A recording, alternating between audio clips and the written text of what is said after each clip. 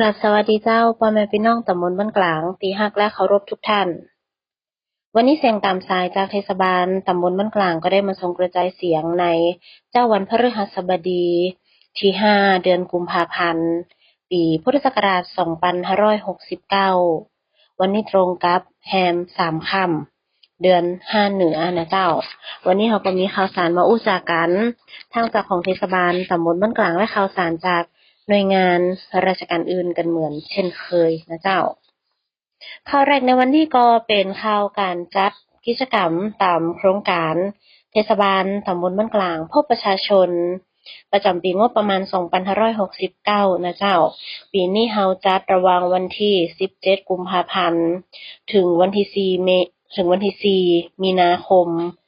2569นะเจ้าก็จะได้ออกมาพบปะกับพ่อแม่พี่น้องในแต่ละแต่ละหมู่บ้านนะเจ้าเพื่อมาร่วมกันทบทวนแผนพัฒนาท้องถิ่นการเปลี่ยนแปลงแผนต่างๆนะเจ้ารวมจนถึงออกมาลงพื้นที่ประชาสัมพันธ์เกี่ยวกับเรื่องของพรบที่ดินและก็สิ่งปลูกสร้างการจัดเก็บภาษีต่างๆรวมจนถึงเรื่องของอ่าคือความรู้ในด้านของกฎหมายรับเรื่องราวร้องทุกข์ร้องเรียนเป็นต้นนะเจ้าซึ่งก็จะมีการลงพื้นที่เริ่มวันแรกก็คือวันที่17กุมภาพันธ์2569ในหมู่แรกก็คือหมู่ที่6บ้านสิงห์เคิงบริเวณศาลาในวัดสิงห์เคิงในเวลา9โมงเป็นต้นไปนะเจ้าและในช่วงบ่ายก็จะเป็นหมู่ที่10บ้านประตูโขงบริเวณศาลาอเนกประสงค์ประจำหมู่บ้าน วันที่18กุมภาพันธ์ช่วงบ่ายนะเจ้าบ่ายโมงจะลงพื้นที่พบปะกับพ่อแม่พี่น้องหมู่ที่4บ้านสันปะฝ้ายบริเวณศาลาอเนกประสงค์ประจำหมู่บ้านวันที่19กุมภาพันธ์เวลา9โมงเป็นต้นไปลงพื้นที่หมู่ที่2บ้านตะลอดสีคำบริเวณศาลาในวัดตะลอดสีคำเวลาบ่ายโมงหมู่ที่7บ้านรองเศร้าบริเวณศาลาในวัดรองเศร้า วันที่23กุมภาพันธ์เวลา9โมงเป็นต้นไปลงพื้นที่หมู่ที่3บ้านขี้เหล็กบริเวณศาลาในวัดขี้เหล็กและในช่วงบ่ายหมู่ที่11บ้านหอชัยบริเวณศาลาอเนกประสงค์ประจำหมู่บ้านวันที่26กุมภาพันธ์เวลา9โมงหมู่ที่8บ้านแม่ยากบริเวณศาลาในวัดแม่ยากและในช่วงบ่ายหมู่ที่9บ้านกลางบริเวณศาลาอเนกประสงค์ประจำหมู่บ้านวันที่2มีนาคมเวลา9โมงเป็นต้นไปหมู่ที่5บ้านสีชุมบริเวณศาลาในวัดสีชุมเวลาบ่ายโมงหมู่ที่12บ้านแจ่มพัฒนาบริเวณศาลาอเนกประสงค์ประจำหมู่บ้านและในวันที่4มีนาคมนะเจ้าเวลา9โมงหมู่ที่1บ้านพญาภาพบริเวณศาลาอเนกประสงค์ประจำหมู่บ้านนะเจ้าก็ทั้งหมดนี้ก็เป็นแผนการปฏิบัติงานการจัดกิจกรรมตามโครงการเทศบาลตำบลบ้านกลางพบประชาชนระหว่างวันที่17กุมภาพันธ์ถึงวันที่4มีนาคม2569นี่นะเจ้า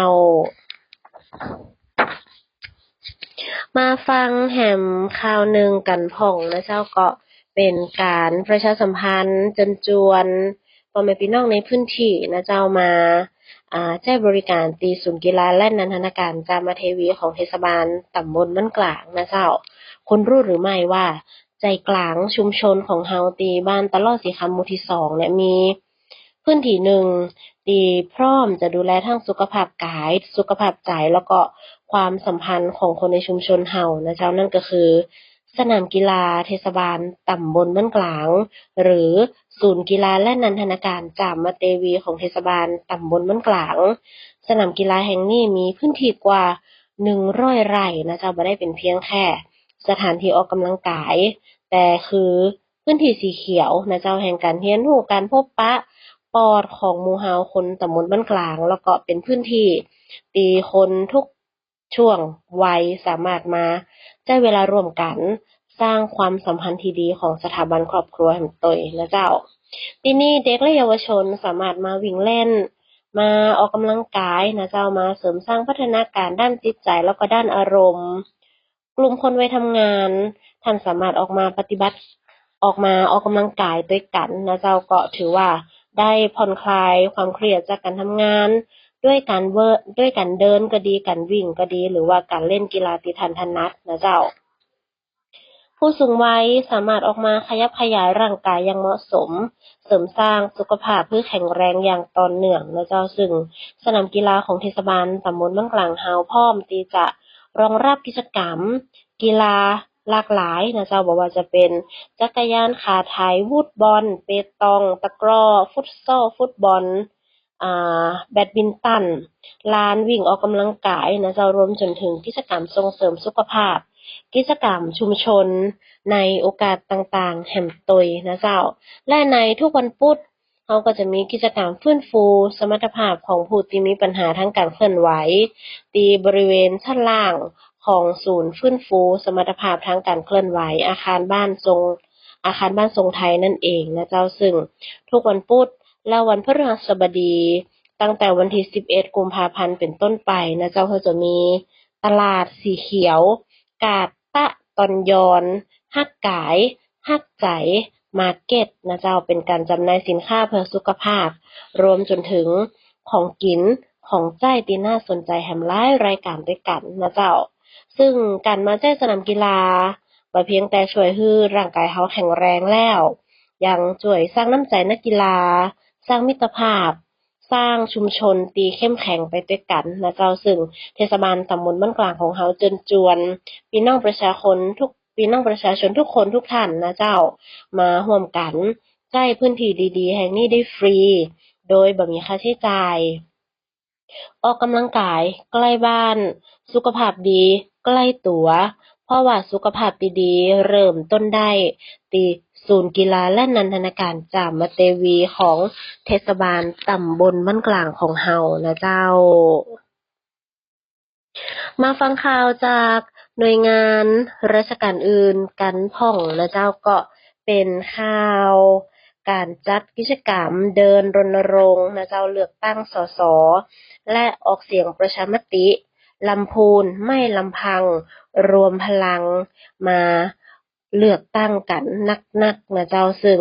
ในวันนี้เองนะเจ้าต่างจังหวัดก็ได้มีการจัดกิจกรรมเดินรณรงค์ในเรื่องของการเลือกตั้งสสแล้วก็การออกเสียงมติของพี่น้องประชาชนเจ้าจังหวัดลำพูนเฮานะเจ้าซึ่งก็จะจัดบริเวณลานอเนกประสงค์สารกลางจังหวัดลำพูนหลังเก่านะเจ้าโดยจะมีการ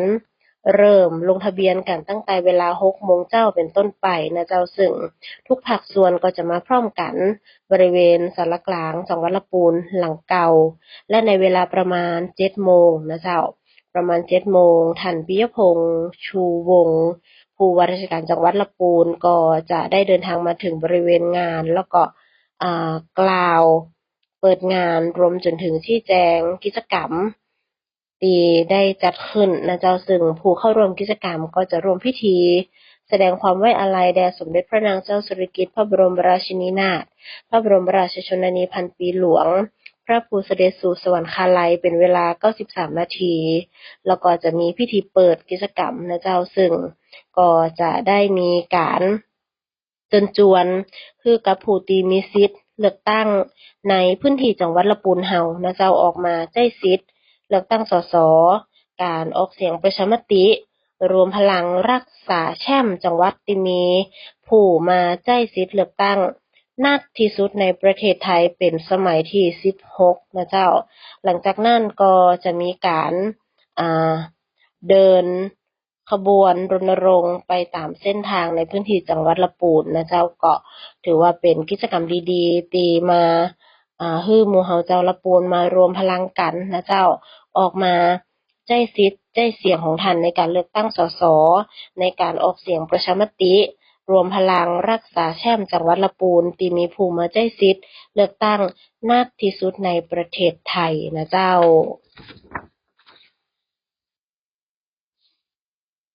มาฟังแหมข่าวหนึ่งกันพ่องนะเจ้าก็เป็นข่าวเกี่ยวกับการพยากรณ์อากาศนะเจ้าในช่วงนี้จากกรมอุตุนิยมวิทยานะเจ้าซึ่งกรมอุตุนิยมวิทยาเปิ้นก็ได้มีการคาดการณ์ในเรื่องของฤดูร้อนปีนี้นะเจ้าปี ปีนี้คาดว่าจะเริ่มประมาณปลายเดือนกุมภาพันธ์สิ้นสุดประมาณกลางเดือนพฤษภาคม2569นะเจ้าซึ่งก็ถือว่าคาดการณ์ว่าปีนี้จะร้อนกว่าปีที่แล้วนะเจ้าซึ่ง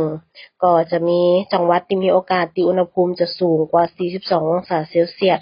ก็จะเป็นจังหวัดลำปางแม่ฮ่องสอนแล้วก็ตากนะเจ้าซึ่งอุณหภูมิ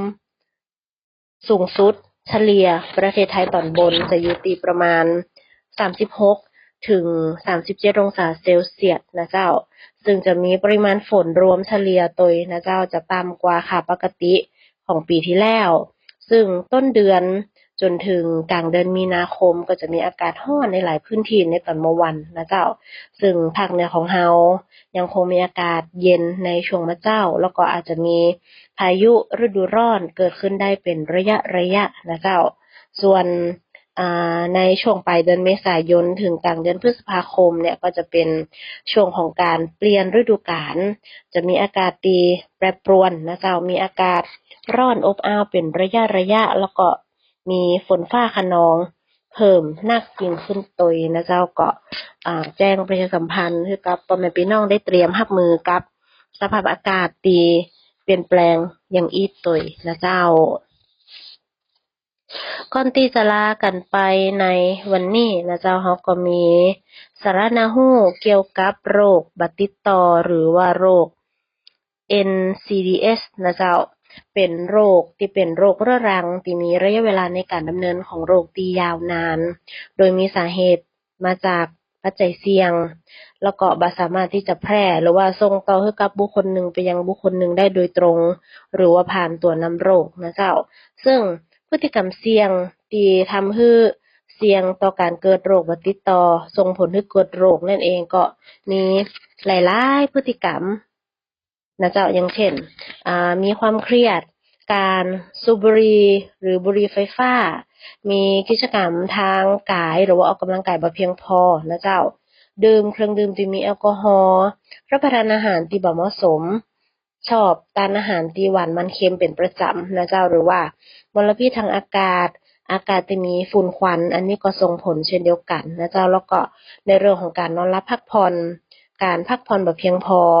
ก็ส่งผลคือเกิดโรค NCDs ได้นะเจ้าดังนั้นท่านไหนที่มีพฤติกรรมเสี่ยงดังกล่าวที่แจ้งไปข้างต้นนะเจ้าก็ขอให้ท่านปรับเปลี่ยนพฤติกรรมพยายามดูแลรักษาสุขภาพของตัวเก่านะเจ้าแล้วก็ออกกำลังกายแล้วก็พยายาม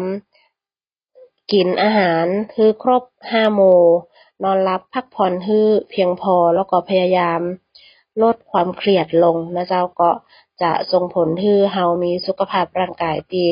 สมบูรณ์แข็งแรงขึ้นนะเจ้าก็ฝากความห่วงใยคือกับพ่อแม่พี่น้องในเรื่องของการดูแลรักษาสุขภาพของตัวเก่ากันตยนะเจ้าสำหรับวันนี้เวลาเสียงตามสายจากเทศบาลตำบลบ้านกลางก็ได้หมดลงแล้วต้องขอบพระคุณพ่อแม่พี่น้องทุกท่านที่ได้ติดตามรับฟังวันนี้ข้าเจ้านางสาวพิมพิสาทาเศร้าผู้ประกาศก็ต้องขอลาไปก่อนป้ากันได้ใหม่ในวันพุธนะเจ้าสำหรับวันนี้สวัสดีเจ้า